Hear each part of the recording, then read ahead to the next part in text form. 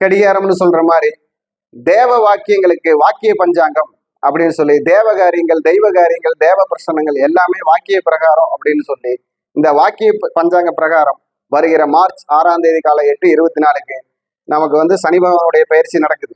இந்த சனி பகவானுடைய பயிற்சி உங்களுக்கு எப்படி இருக்கும் அப்படிங்கிறது தான். அப்போ நாம இந்த சனி பகவானுடைய பயிற்சியை பார்க்கலாம் வாங்க. ஓம் ஹங்குங் மகா கணபதே நமக, ஓம் ஹங்குங் மகா கணபதே நமக, ஓம் ஹங்குங் மகா கணபதே நமக, ஓம் நவகோள்கள் நத்துணையாக உபகோள்கள் உற்று துணையாக அதிதேவதைகள் ஆசீர்வாதம் செய்ய அனைவருக்கும் எல்லா நலமும் வளமும் கிடைக்கட்டும்னு சொல்லி இப்போ மிதுனம் ராசிக்கு எப்படி இருக்கும் சனி பகவானுடைய பயிற்சி மிதுனம் ராசிக்கு எப்படி இருக்குன்னு பாத்தீங்கன்னா, சனி பகவானுடைய பயிற்சி மிதுனம் ராசிக்கு பாத்தீங்கன்னா மிதுனத்திற்கு 10ஆம் பாவகத்தில் போய் சனி பகவான் இருக்கிறார். 10ல் ஒரு பாவியாக இருக்க வேண்டும் என்று சொல்வார்கள். அதே மாதிரி 10ஆம் பாவகத்தில் இருந்து தன் 4ஆம் வீட்டை 7ஆம் பார்வையாக பார்க்கிறார். அதுவும் நல்ல யோகமே. தன் 10ஆம் வீட்டில் இருந்து அவர் ராசிக்கு 7ஆம் வீட்டையே பார்க்கிறார், தனக்கு 10ஆம் பாவத்தையும் பார்க்கிறார். அப்படின்னு சொன்னா இந்த வருடம் அவர்கள் மிதுன ராசிக்காரர்களுக்கு இனி வரக்கூடிய வருடத்தில் சனி பகவானுடைய ஒத்துழைப்பு நல்லா இருக்குதுன்னு அர்த்தம். சனி பகவான் உங்களுக்கு புதிய புதிய முயற்சிகளை செய்ய வைப்பார். புது முயற்சிகளை செஞ்ச வச்சு உங்களுக்கு புது வெற்றியை உருவாக்குறதுக்கு அரும்பாடுபட வைப்பார் உங்களை. நீங்கள் அரும்பாடுபட்டு பெரும்பாடுபட்ட அந்த சுமையை கலைந்து சுகத்தை அனுபவிப்பீர்கள். பட்டதற்கு நல்லது கிடைத்து விட்டது, நாம் அனுபவித்த கஷ்டத்திற்கு துன்பத்திற்கும் ஒரு நல்லது கிடைக்குதுன்னு சொல்லி ஒரு சந்தோஷப்பட போறீங்க. அந்த இடத்தையெல்லாம் அவர் செயல்படுத்த போறார்.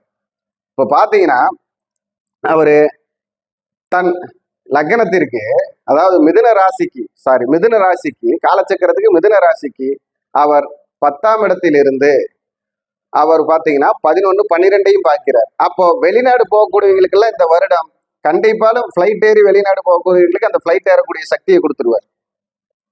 அதே மாதிரி அயன சயன போகம்னு சொல்லக்கூடிய அந்த போகத்தை அனுபவிக்குண்டான சக்தியை கொடுத்துருவார்.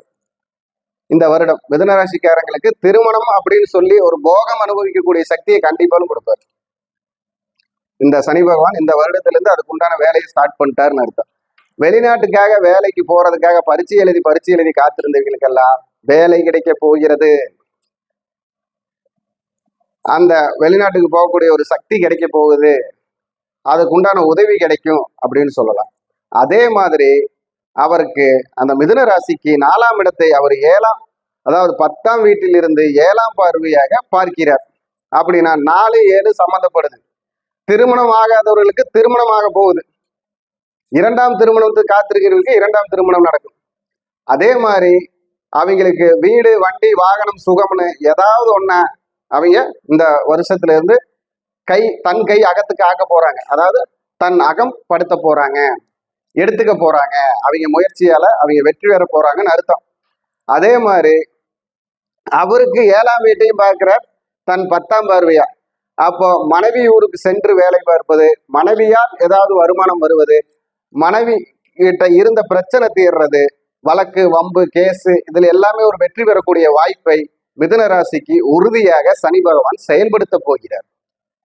இது எல்லாமே அவங்களுக்கு நன்மையான விஷயமா தான் செய்வார்.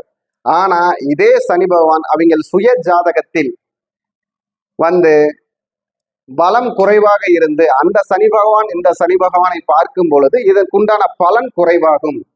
ஏன் பலன் குறைவாகும் அப்படின்னு பாத்தீங்கன்னா, அந்த பலத்தை தன் பார்வையால் இவரே மீண்டும் தடுக்கிறார்.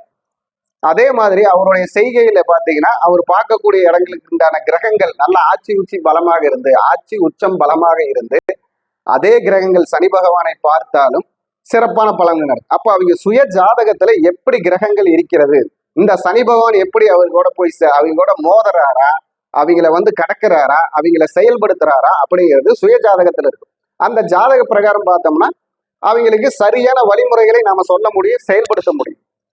ஏன்னா ஒரே ராசியில குறைஞ்சது 50 லட்சம் பேர்த்துக்கு மேல பிறந்திருப்பாங்க.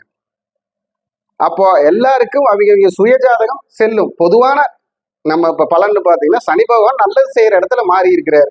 அப்போ அவருனால நல்லது நடக்கும் அப்படிங்கிறது மட்டும் நம்ம பொதுவா சொல்லலாம். ஆனா அவங்க கட்டத்தையும் பார்த்து திறன்பட சொன்னோம்னா அவங்களுக்கு உண்டான வெற்றி அவங்களுக்கு கிடைக்கும், அவங்களால ஜெயிக்க முடியும் அப்படின்னு நம்ம தாராளமா சொல்லிக்கலாம்.